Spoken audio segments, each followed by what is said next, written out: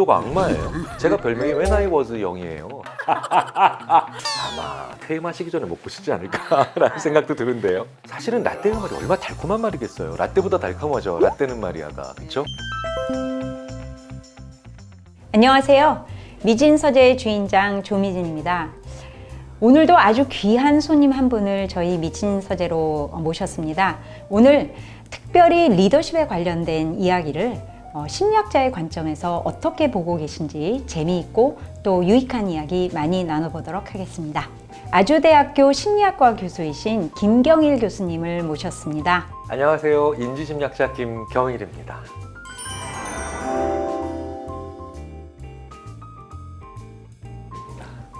제가 좀 실수했네요. 예, 인지심리학자이신데 그냥 심리학자라고 해서 죄송합니다. 크게 보면 다 심리학자죠. 네. 이제 상담심리학이나 임상심리학과는 조금 결이 다른 그러니까요. 심리학이라서 그래서 그냥 미리 그냥 이실직고 합니다. 저는 사람의 마음을 잘 모르는 인지심리학자입니다. 이렇게 이실직고 하시오. 오늘은 특별히 이제 좀 리더십에 관련해서 이제 교수님하고 얘기를 좀 나눠보고 싶습니다. 네. 교수님 혹시 360도 다면 진단 뭐 아시죠? 네. 이제 보통 조직, 큰 조직에서 특히 남들한테 이제 이 사람의 리더십을 어떻게 보고 있느냐 이제 그렇게 진단을 하게 되죠. 그 남들이라는 그 범주 안에서 사실은 이제 리더가 되면 가장 시간을 많이 보내는 게 부하들이잖아요. 근데 부하들이 그 진단을 했는데 진짜 우리 리더는 이런 것도 아니고 저런 것도 아니고 이거 잘 못하고 있고 이런 건 싫고 막 이렇게 진단을 한단 말이죠. 근데 본인은 와 나는 이것도 잘하고 저것도 잘하고 있고 부하들이 이런 것도 나를 좋게 보고 있고 막 이렇게 평가를 한다는 거죠. 근데 부하들이 그렇게 안 보는 거를 왜 리더들은 인정을 안 할까요? 도대체 무슨 멘탈일까요?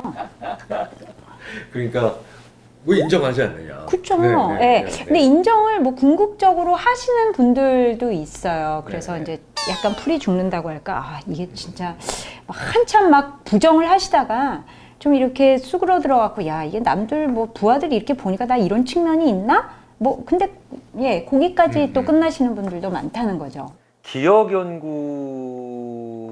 연구들을 조금 가져와 보면 몇 가지 좀 유형으로 나눠질 것 같아요. 그러니까 뭐냐면 기본적으로 그리고 리더들은 성공적이니까 리더의 위치에 갔겠죠. 그렇죠. 예. 그런데 이제 그 리더들일수록 그러니까 긍정적 착각이 되게 많죠. 그래서 이제 왜 그 심리학에서 문장 하나가 아니라 전체가 이펙트로 둔갑하는 경우가 있는데, 그러니까 it will never happen to me effect 뭐 이런 게 있어요. 그러니까 이제 뭐냐면 그건 절대 나한테 일어나는 일이 아니다. 그런데 좋은 일은 나한테 무조건 일어나고 나한테 나쁜 일은 무조건 안 일어난다. 이게 사실은 조금 긍정적인 사람에게 더 이런 바이어스가 더 많죠. 그렇죠. 모든 걸 긍정적으로 생각하고 그렇죠. 싶으니까. 그러니까 긍정적인 사람은 나도 긍정적이고 세상도 긍정적이고 그렇기 때문에 긍정적인 결과가 나올 거다. 그러니까 사실은 리더의 위치에 올라간 사람들이 조금 더 긍정적이기 때문에 거기까지 올라갈 수 있다는 걸 생각을 해보면 이게 그렇게까지 아주 기이한 현상은 아닐 거라는 생각이 들고요. 두 번째로 그럼에도 불구하고 이게 정말 끝까지 부정하는 분과 처음엔 야 라고 했는데 나중에 또 좀 반영을 하시는 분들이 좀 있잖아요. 그걸 좀 나눠볼 수도 있을 것 같아요. 미국 동부 지역에 있는 연구자들이 이런 연구를 많이 하는데 리더인 당신도 결국 이렇습니다 라고 할 때 아니야 이런 사람이 있고요. 왜? 아니야 이러는 사람이 있겠죠. 그러면 첫 번째보단 두 번째가 더 많이 놀란 거죠. 그렇죠. 이 의외의 결과에. 그런데 대부분 그게 시험이든 행동의 수정이든 두 번째 놀라면서 의외의 결과를 받아든 사람이 처음엔 강하게 부정하지만 나중에 고쳐요. 그건 왜 그러죠? 이걸 하이퍼 코렉션 이펙트라고 하는데 하이퍼가 훨씬 더 세게 그러니까 세게 수정하는 거예요. 내가 놀라면서 의외의 사실을 받아들일 때. 그런데 니네들이 또 그 결과를 갖고 나올 줄 알았지. 하지만 난 안 놀랬어 이놈들아 라고 하면서 마치 그럴 줄 알았다는 식으로 얘기하면서 그 결과를 받아들이면서 부정하는 분들 이런 분은 절대 안 고칠 가능성이 크죠. 그래서 시험 때도 놀라면서 틀려야 기억이 잘 나고요. 연구를 해보면. 그리고 놀라야만 행동 수정이 일어납니다. 그래서 심리학에서는 서프라이즈라는 게 왜 선물 받고 서프라이즈만 있는 게 아니라 어떤 교정을 시켜도 일부러 약간 놀랍게 시켜서 나중에 그 행동의 수정의 효과를 더 세게 만드는 경우들이 꽤 있거든요. 그러면 저는 개인적으로 놀라면서 틀린 분들은 조금 그래도 결국은 그때 당시에는 강하게 부정하더라도 좀 고치실 수 있을 것 같아요. 근데 진짜 내 그럴 줄 알았다라는 식으로 나오는 분들은 아마 퇴임하시기 전에 못 고치지 않을까라는 생각도 드는데요. 그렇네요. 네, 네. 그래서 이제 리더십의 관점에서 보면 이런 이제 다면 진단이라는 걸 통해서 이제 자기의 리더십을 좀 객관화하는 거고, 그래서 남의 시선으로 나의 리더십을 보는 거를 정확히 인식하고, 그다음에 그 결과에 대해서 어떤 단계를 거쳐서든 수용을 해야지 결국은 행동이 바뀔 수 있다라는 거를 이제 저희도 굉장히 많이 이렇게 그 이야기를 하거든요. 근데 리더들은 부하들한테 맨날 야, 이것도 변해야 되고 너도 변해야 되고 뭐 이것도 다르게 해야 되고 이런 얘기를 또 엄청나게 많이 하잖아요. 그 변화에 대한 연구 중에 아마 제일 그 유명한 연구가 스페인의 그 조르디 코드박이라고 하는 친구랑 그 유명한 그 댄 길버트라고 하는 미국 심리학자가 쓴 논문이 있는데요. 지난 10년 동안 세상이 얼마나 변했을까? 이따만큼 변했다 그래요. 와, 스마트폰도 나오고 뭐도 나오고 뭐도 나오고. 근데 앞으로 10년은 얼마나 변하겠니? 라고 하면 사람들이 한 3분의 1로 줄여요. 아, 그래요? 네, 이대로 그냥 계속 쓰겠지. 근데 기울기가 쭉 나이 들수록 떨어져요. 그러니까 이 비율이 바뀌는 경우는 없어요. 무조건 지난 10년은 100만큼 변하면 앞으로 10년은 30만큼만 변할 거라고 사람들이 예측을 해요. 그런데 이게 똑같이 나이 순서대로 되는 게 아니라 비율은 그대로 유지되면서 기울기가 떨어져요. 이렇게. 그러니까 무슨 얘기예요? 60대, 70대 들어가면 지난 10년도 별로 안 변했고 앞으로 10년은 아예 안 변해요. 그러니까 안 변하는 거죠. 그러니까 지난 10년이 많이 안 변했다고 생각을 하니까 안 변하는 거예요. 아, 그렇구나. 네. 그러니까 이 변의 총량이 네, 워낙 적으니까. 그렇죠. 아. 그러면 이분들로 하여금 자기도 변하게 만들려면 결국은 두 가지 메시지들이 보통 효과가 있는 걸로 나와요. 첫째, 이게 바로 뭐냐? 이미 잘 알고 계신 거지만 지난 10년이 사실 엄청 변했다. 이 메시지를 계속 주는 거예요. 그럼 지난 10년이 엄청 변했다라고 하는 건 이만큼 변했다고 하니까 그 3분의 1에 해당하는 앞으로 나도 변해야 되겠다는 생각이 이렇게 올라오죠. 그렇죠? 근데 이건 상식적으로 가능하잖아요. 근데 두 번째, 이게 참 재밌죠. 당신의 수명이 150세가 될 거예요. 이러면 사람들이 내가 앞으로 갈 길이 멀어지니까 순간적으로 자기의 60대나 50대나 70대란 나이가 30, 40대로밖에 안 보이는 거예요. 예. 그래서 사실은 조직이라든가 이런 데서 리더분들께 변화하기 싫어라고 얘기하는 분들이 계시다면 변화해라고 하는 건 명시적이죠. 그러지 말고 우리가 당신이 얼마나 오래 살 사람인가를 먼저 알려주는 암시라든가 아니면 뭐 실제로 그냥 그런 건강백세 강연을 해도 괜찮죠. 이것도 노련한 상담사들이 자주 하는 조언 중에 하나인데 그 시간이 당신의 수명이 아니라 나를 볼 시간이 길어진다라고 얘기를 하라고 잘 가르쳐요. 그러니까 만약에 나의 상무님이 너무 안 바뀌려고 그래요. 그러면 상무님한테 내가 긴 시간을 줄 수 있는 방법이 뭐겠습니까? 내가 회사도 아닌데. 그렇죠. 그러니까 술 마실 때 계속 이렇게 얘기하라고 가르치는 거예요. 상무님, 저 이번 회사에서만 저 보실 거 아니잖아요. 저 앞으로 상무님한테 30년 충성해드릴 건데 저 좀 이쁘게 봐주세요. 라고 하면 갑자기 상무님이 야, 내가 무슨 뭐 바꿔야 될 거 없냐? 이런 식으로 나올 가능성이 높아진다는 거예요. 진짜 너무 그 흥미로운 지금 관점인 것 같아요. 이제 리더십을 하는 저희들은 사실은 굉장히 그 진지하거든요. 그러니까 말하자면 심리학에서 뭐 사회적인 적응이라든가 아니면 성숙도라든가 이런 것들은 그 굉장히 높아질 수 있기 때문에 리더들이 변해야 된다. 그리고 변한다는 거는 성장이다. 긍정적으로. 약간 이렇게 이제 저희는 접근을 많이 하거든요. 그건 가장 중요한 뿌리니까. 그쵸. 예. 근데 오늘 교수님 말씀 들으니까 실제로 이들한테 진짜 이전의 변화 엄청나게 컸어 하는 암묵적인 막 그런 그 메시지들, 그 다음에 정말 앞으로 당신 오래 살 거예요. 그래서 이대로 살면 너무 좀 초라해질 수 있다. 주변에서 나 아무도 안 좋아하고 부하들은 진짜 뭐 나한테 굉장히 해피하지 않고 그런 상태로 계속 갈 거기 때문에 변화를 해야 된다. 약간 이런 메시지를 줄 수 있다라는 거죠. 그렇죠. 네, 알겠습니다. 이제 조직을 이렇게 보면 이끄는 사람, 따르는 사람이 이제 꼭 있잖아요. 그런데 이끄는 사람하고 따르는 사람은 저는 그 직급이나 직책이 아니라 역할이라고 보거든요. 그렇죠? 근데 이게 리더의 역할을 하게 되면 입에 달고 다니는 말이 있어요. 네, 입에 달고 다니는 말. 요즘 사람들이 이제 라떼 얘기 많이 하는데, 근데 이런 거예요. 나 다 해봤거든. 그러니까 그거 안 해도 돼. 나 다 해봤거든. 이런 말씀들을 굉장히 자주 하시거든요. 왜 이런 말씀들을 요즘 사람들이 뭐 라떼다, 꼰대다 이래서 다 싫다 그러는데도 왜 무심결에 그런 말들이 막 튀어나오는 걸까요? 묘사하지 않고 설명해야 되기 때문에 그런 것 같아요. 그러니까 이제 영어로 묘사하다는 description, describe라고 하고 설명은 explanation, 뭐 explain이라고 하잖아요. 되게 재밌는 건 사람들한테 그 글을 쓰든 말을 하게 하든 그 무엇에 대해서 describe 하시오 혹은 explain 하시오 이렇게 그러니까 요구를 하면요. 묘사하라 그럴 땐 자기를 안 넣어요. 아, 그냥. 근데 굉장히 객관적으로 하려고 하는데 그 설명하시오라고 하면 설명은 기본적으로 안에 뭔가 이 인물이 캐릭터가 들어가야 돼요. 그래서 만약에 예를 들어 조선시대에 대해서 서술하시오 라고 하면요 사람이 거의 등장 안 하고 일어난 사건을 얘기해요. 근데 조선시대에 대해서 기술하시오가 아니라 설명하시오라고 하면요 일단 세종대왕 나오고 태종 나오고 뭐 사람 위주로 사람이 어떻게 일을 했고 사람이 누구 때문에 죽었고 이렇게 나옵니다. 근데 기업에서 대부분 리더로 올라갈수록 묘사보다는 설명을 하려고 할 수밖에 없죠. 아무래도 팔로워로 갈수록 묘사하라고 하죠. 이걸 다 보고하라고 하는 게 결국 묘사하라는 거니까요.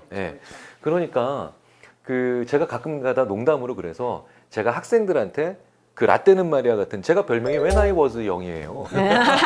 학생들한테 네. When I was young인데 그럼 제가 교수님 학생들이랑 이런 얘기를 하다가 야 진짜 그래? 네. 그러면 알았어. 내가 스스로 나에게 제동장치 걸게. 뭐 하실 건데요? 내가 오늘 너희들한테 보고를 하마. 그러니까 제가 입으로 막 보고라고 얘기를 해요. 보고를 하면 라떼란 말이가 안 나와요. 보고를 하면 사실은 라떼는 말이 얼마나 달콤한 말이겠어요. 라떼보다 달콤하죠. 라떼는 말이야가 그렇죠? 근데 그 말을 그때 당시를 있는 그대로 한번 서술해 주세요라는 식의 어떤 식으로든 암시나 아니면 부탁이나 자기 스스로 클리어링하는 선언을 하는 그런 것들이 좀 필요할 것 같아요. 아, 너무 좋은 포인트세요. 이거 해봤는데, 아, 이거는 이렇게 하니까 이렇게 안 하는 게 맞아. 거기다가 이제 가치 판단까지 이렇게 막 들어가는 거예요. 자기의 생각과 옳고 그름, 좋고 나쁨에 막 가치 판단까지 들어가니까 아마 진짜 받아들이는 사람, 팔로워의 입장에서는 진짜 라떼 좀 그만했으면 좋겠다. 뭐 이런 얘기 되게 많이 할 것 같습니다. 네. 이거 다 제가 많이 하는 거기 때문에 그냥.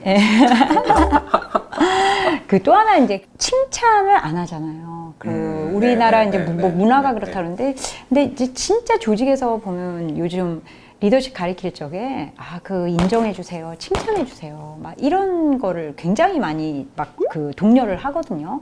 리더는 도대체 왜 칭찬을 안 하는 걸까요? 재밌는 건 또 근데 그 리더분들에게 이렇게 말씀드리면 나 칭찬 많이 한다고 또 그러시는 분들도 꽤 맞아요. 있잖아요. 네. 그러니까 그건 표현이 다른 건가? 그러니까 리더는 칭찬이라고 했는데 받아듣는 사람이 칭찬이 아닌 거죠. 그럼 부적절하게 한 거네요. 네. 그래서 산 사람은 칭찬이라고 하는데 받는 사람, 받은 사람은 나 칭찬받은 적 없어라고 하는 케이스가 어떤 종류가 있는가를 또 연구한 사람들이 있어요. 아, 진짜요? 네, 있어요. 그게 되게 재밌는 연구인데 일단은 한 사람은 나 분명히 칭찬했어라고 하는데 받는 사람은 칭찬받은 적 없어라고 느끼는 것 중에 하나가 바로 인격이 안 들어간 칭찬들. 그러니까 뭐냐면 부장님이 과장님한테 부장님이 과장이 일을 잘해서 갖고 왔는데 김 과장 이 일을 너무 잘했어 좋아 이렇게 칭찬할 수도 있는데 야 이 일이 참 잘 됐다 이러면 김 과장이 없잖아요. 인격이 안 들어간 거예요. 근데 우리가 기본적으로 내가 좋아하는 사람이 잘해오면 김 과장 잘했어라고 얘기하는데 내가 별로 싫어하는 사람이 안 좋아하는 사람이 그 일을 잘해오면 거기서 김 과장이 빠진다는 걸 알고 있어요. 뇌에서. 와, 네, 묘묘하네요. 그렇죠. 그러니까 자기는 꼭 그렇지 않더라도 우리가 이걸 다 공유하고 있으니까 그런 교활하거나 교묘한 분들을 많이 겪어본 우리는 그래서 그런 나쁜 마음이 아니고 진심으로 칭찬을 했음에도 불구하고 야, 이 일 너무 잘 됐어. 좋아. 이때 칭찬받은 게 아닌 거예요. 두 번째로 많이 칭찬받았다라는 느낌을 못 가지는 경우가 바로 뭐냐면 한국에서는 이런 칭찬 별로 안 좋다고 보통 측정이 돼요.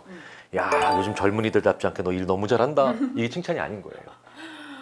왜냐하면 요즘 젊은이답지 않게 일을 너무 잘했어라고 하면 이분은 진심으로 칭찬했지만 듣는 사람은 그러니까 우리 부장님 요즘 젊은 애들 안 좋아하는구만. 이게 같이 맞아요. 머리에 들어가잖아요. 맞아요. 네. 네. 그러니까 이분이 결국은 나 안 좋아할 사람인 거예요. 네. 사실은 선배들한테도 마찬가지입니다. 네. 나이 드신 분답지 않게 옷 잘 입으시네요. 이게 칭찬이 아니에요. 진짜 욕이네. 네, 그러니까 얘는 그러면 네. 요즘 나이 든 사람이 옷을 못 입는 거 얘를 나이 든 사람을 싫어한다는 가정이니까 점점 얘가 신경 쓰이고 얘와의 대화가 부자연스러워지는 거죠. 좋은 칭찬 중에 특히 한국에서의 좋은 칭찬은 당신이 네가 너희 세대의 장점을 굉장히 잘 보여주고 있는 전형적인 예구나 라는 이 복원이 들어가야 돼요. 칭찬이. 좀 구체적으로. 예, 예. 사실은 그냥 입을 절대 칭찬을 안 하시는 분이기 때문에 칭찬을 안 한다. 왜 이분은 칭찬 안 하는 소리가 있겠지만 사실은 그것보다 조금 더 현실적으로 난 칭찬 많이 해 라고 하는데 받는 분들이 칭찬을 받았다는 느낌을 못 가진다면 요 두 가지 중에 하나에 해당될 가능성이 꽤 있는 것 같아요. 제가 보기엔. 그러니까 칭찬 우리가 지금 문화적인 것도 있잖아요. 그래서 뭐 칭찬해 주면 뭐 네, 기어오른다, 네. 막 약간 네, 이런 네, 네. 의미에서 이제 칭찬을 되게 좀 절제하고 제한적으로 하시는 리더들도 많고 이제 그 변명은 그거예요. 얘 뭐 잘한다 하면은 뭐 기어오른다, 약간 이런 말씀하시는 분도 있는데 그런데 이제 리더들이 그 반면에 되게 잘하는 게 질책은 또 되게 잘해요. 예. 그래서 여기서 이제 질책이라는 거는 뭔가 이렇게 생산적인 그런 어떤 발전적 피드백이라기보단 그야말로 야단인 거죠. 좀. 사실은 질책을 그 리더분이 사실은 그 질책을 예전에도 하고 싶으셨을 거예요. 근데 이게 참고 넘어가시고 그 다음에 그래 좀 더 지켜보자라고 이렇게 앵거 매니지먼트를 하시니까 질책을 안 하시는 거죠. 무슨 리더가 악마예요. 리더도 다 팔로우를 거치면서 오신 건데 그러니까 그분도 다 똑같이 그렇게 거쳐오신 건데 오늘따라 유난히 최근 들어 유난히 질책이 있다면 정신력이 떨어지신 거예요. 약해지신 거죠. 체력이 약해지신 거예요. 주무셔야 돼요. 좋은 해결책. 네. 그러니까 특히 우리나라처럼 잠을 죄악시하는 문화는 리더의 기량이 떨어져서가 아니라 좋은 리더를 만들어 놓고 그 기량을 발휘하지 못하게 다른 나쁜 습관이 자꾸 툭툭툭 튀어나오게 만드는 그런 경향이 있는데 왜냐면 우리나라 임원분들 잠을 안 자더라고요. 안 주무셨죠? 예. 심지어는 대표님도 거의 안 주무셨을 거예요. 근데 기본적으로 사람이 롱슬리퍼랑 숏슬리퍼가 있거든요. 네, 맞아요. 네, 롱슬리퍼. 조금만 자도 네, 네, 막 네. 원기회복되고. 예. 근데 그 롱슬리퍼들은 길게 자야 되는데 숏슬리퍼라고 무조건 하루에 24시간 중에 4시간 자고 나머지 20시간을 쓰고 롱슬리퍼는 11시간 자고 13시간만 쓰기 때문에 숏슬리퍼가 무조건 좋은 거냐? 아니에요. 인간의 뇌는 무조건 자고 있을 때 가장 많은 연결성을 만들어내기 때문에 롱슬리퍼들이 창조적인 일에 유리하고요. 숏슬리퍼는 창조적인 걸 잘 알아봐요. 지가 만들어내는 능력보다 요건 참 괜찮다라고 알아보는 능력이 뛰어나요. 네. 그래서 스티브 잡스는 4시간 잤고 스티브 잡스가 파는 걸 다 만들어낸 스티브 워즈니악은 10시간을 자는 거고 그 다음에 에디슨은 4시간 잤지만 테슬라는 11시간을 잔 거예요. 아인슈타인도 11시간 잤어요. 그것도 관련된 연구를 하나 말씀드리자면 네. 날씨가 좋은 날 광장에 나가서 그 여성분들에게 전화번호를 물어봐요. 날씨가 좋은 날은 그 기분이 전염돼서 전화번호 많이 알려줘요. 네. 마치 상사가 기분 좋으면 내 결제 서류에 내 서류에 도장 잘 찍어주고 기분 나쁘면 그렇죠? 날씨 안 좋은 날 그 비율이 3분의 1로 떨어져요. 전화번호 알려주는 비율이. 근데 여기까지는 당연한 거잖아요. 이 연구가 진짜 재밌는 게 뭐냐면 그런데 날씨가 좋은 날에도 그 남성이 가서 여성 광장에 있는 여성들에게 날씨를 만끽하고 있는 여성들에게 요 의외의 한마디를 하면 전화번호 알려주는 비율이 훅 떨어져요. 뭔데요? 그 비매너가 아니고 무례한 말도 아니고 딱 이 말이에요. 오늘 날씨 참 좋죠? 그러면 이 여성들이 자기 기분이 왜 좋은지 알아요. 그러니까 전화번호를 물어봐도 그건 그거고 너한테 왜 내가 전화번호 가르쳐 주니? 그러니까 자기 기분을 한번 상기시켜 주는 거죠. 그럼 이제 분명히 대표님 그러실 겁니다. 아니 남자는 왜 안 해봤어? 남자도 해봐야지. 저희가 다 해봤죠. 모든 나라에서 날씨와 상관없이 남성은 다 알려줍니다. 그래서 여성 결과로 말씀을 드리는 거예요. 그러니까 무슨 얘기냐면 상무님, 부장님이, 전무님이 기분이 안 좋으세요. 그러면 저희들은 오히려 이렇게 코치를 드리는 거죠. 부장님, 상무님, 전무님 뭐 안 좋은 일 있으시냐고. 그러면 그 질문의 대답이 참이냐 거짓냐가 중요하지 않다는 거예요. 내가 왜 기분 나쁜지 한번 아는 거예요. 다시 한번 상기가 그렇죠. 되는 거예요. 네. 네. 그러니까 근데 오히려 이건 안 물어보시고 그거 물어보면 안 되는 걸 물어보셔요. 그렇죠. 상무님 오늘 뭐 좋은 일 있으세요? 이걸 왜 물어봐? 맥락이 안 맞네요. 네. 그래서 실험적으로는 어쨌든 그런 상을 좀 고려해 보실 수 있지 않을까 생각이 듭니다. 제가 오늘 드린 질문들은 결국은 팔로워의 입장에서 네. 이제 리더들을 이렇게 살펴봤을 때 정말 이유를 모르겠다. 왜 저러시는지. 또 늘 우리한테만 변화하라고 본인은 안 변하고 또 뭐 다 해봤다. 뭐 이런 식으로 말씀하시고 우리가 뭐 해보고자 하는 거를 이렇게 딱딱 이렇게 커팅하시고 그 다음에 이제 뭐 인정받고 칭찬받고 싶은데 이게 그런 거는 자주 안 해주고 또는 해도 되게 부적절하게 하고 약간 이제 이런 의문들이었거든요. 그렇죠. 그래서 이제 교수님 좀 약간 지금 이제 심리학적으로 여러 가지 얘기를 해주셨는데 어떻게 하면 팔로워들이 그래서 리더들을 좀 더 그런 상황을 잘 이해를 하고 존중하고 좀 더 이렇게 존경심을 갖는다 그럴까? 뭐 리더도 사람이잖아요. 완벽하지 않으니까. 그런 마음을 어떻게 하면 가질 수 있을까요? 꽤 많은 경우에 부모 자녀 연구를 해보면요. 자녀가 태어나서 5살, 10살 되기 전까지 부모는 수십 년을 살아냈지만 자녀는 자기 부모의 20대, 10대에 대한 기억이 깨끗이 없죠. 그렇죠. 조금도 없어요. 네. 그래서 부모 자식 사이에 관계를 개선시키는 그 상담을 아주 많이 해서 노련한 선생님들은 그래서 자기 부모 어렸을 때 사진을 아이들 앞에 잘 보여줘요. 네. 그러니까 이게 굉장히 아이들한테 신선한 충격이에요. 쉽게 말씀드려서 그래서 제가 기업의 가끔 인사팀에 쭉 해가지고 왜 그 입사 지원서 사진이나 네. 입사 초창기 사진을 싹 가져오라 그래서 한 번씩 이렇게 쭉 진열을 해요. 근데 군대에서도 효과가 있어요.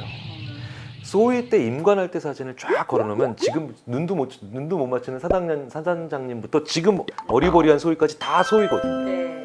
그러면 그 사진전을 한번 딱 하고 나면 그 어려운 사단장님한테 그래서 슬쩍 인사 경례 충성하면서 이렇게 같이 가요. 예, 그러니까 이게 같은 시간대가 공유가 안 돼서 그래요. 그러니까 그분의 어린 시절을 젊었던 시절을 같이 공유해 보는 건데 그런 식의 시간 되돌리는 거 있죠. 시간을 되돌려서 같은 연령대로 한번 가보는 거예요. 같은 연령대로 한번 가보는 거를 해보시면은 의외로 긍정적 효과가 있어요. 그게 앨런 랭어가 시간 되돌리기 실험 해봤거든요. 네. 네. 그거 진짜 굉장히 효과 있을 것 같아요. 그리고 되게 웃긴 게 저희가 이제 실험적으로 해보면요. 지금 만약에 기업의 사장님이에요. 근데 입사 때 사진을 딱 걸어놓고는 절대 자기의 과거를 미화를 못해요. 그렇죠. 네, 어리버리하거든 지금. 네. 어리버리하게 해서 되게 재밌게도 자기의 성과나 성취를 포장하는 게 아니라 저 때 자기가 얼마나 어리버리했고 바보 같은 실수를 많이 했는가를 되게 쉽게 얘기를 해요. 그런 또 효과들이 있어요. 네. 실험적으로는. 알겠습니다. 그럼 잘 저희도 좀 리더 육성에 좀 잘 활용하고 특히나 이제 팔로워들한테 어떤 그 동질감이나 그런 공감대를 끌어내서 그 리더십이 조금 더 효과적으로 발현될 수 있도록 한번 잘 적용을 해보겠습니다. 감사드립니다. 감사합니다.